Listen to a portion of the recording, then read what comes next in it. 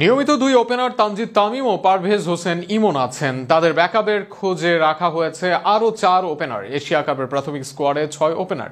নাঈম শেখের সঙ্গে এবার সুযোগ পেয়েছেন নাজমুল শান্ত, সৌম্য সরকার, সাইফরা। শেষ পর্যন্ত কারা সুযোগ পাবেন মূল দলে, কাদের আছে সম্ভাবনা, তা নিয়ে থাকছে প্রতিবেদন।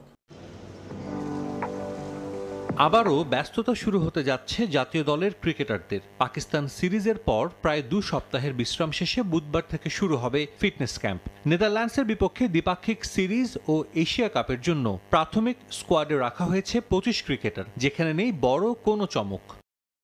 সবশেষ 2 টি-20 সিরিজে খেলা সবাই আছেন প্রাথমিক দলে। ইনজুরিতে বেশ কমাস জাতীয় দলের বাইরে থাকা সৌম্য সরকার প্রত্যাশিতভাবেই ফিরেছেন। দলে আছেন সাবেক টি-20 অধিনায়ক নাজমুল হোসেন শান্ত। সম্প্রতি গ্লোবাল সুপার লিগে দুর্দান্ত পারফর্ম করা খালেদ আহমেদের সঙ্গে লিটন দাসের দলে জায়গা পেয়েছেন আরেক পেসার নাহিদ রানাও। টপ এন্ড টি-20 খেলতে বৃহস্পতিবার দেশ ছাড়ার কথা এ দলের। অধিনায়ক নুরুল হাসান সোহান সহ সেই স্কোয়াডের 5 ক্রিকেটারও আছেন প্রাথমিক স্কোয়াডে। যদিও দেশে তাদের অনুশীলন করার খুব একটা সুযোগ নেই, তবে অস্ট্রেলিয়ার ডারউইনে অনুষ্ঠিত হতে যাওয়া টুর্নামেন্টে ভালো করলে সুযোগ থাকবে এশিয়া কাপে জায়গা করে নেয়ার।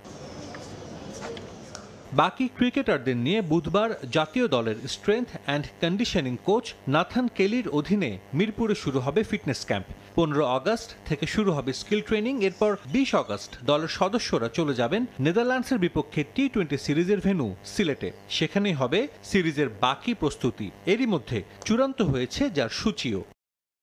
প্রথমবারের মতো দ্বিপাক্ষিক সিরিজ খেলতে 26 আগস্ট বাংলাদেশে পা রাখবে নেদারল্যান্ডস। মাঠে নামার আগে 3 দিন অনুশীলন করার সুযোগ পাবে ডাচরা। 30 আগস্ট শুরু 3 ম্যাচ টি-20 সিরিজ। সিলেট আন্তর্জাতিক ক্রিকেট স্টেডিয়ামে পরের 2 ম্যাচ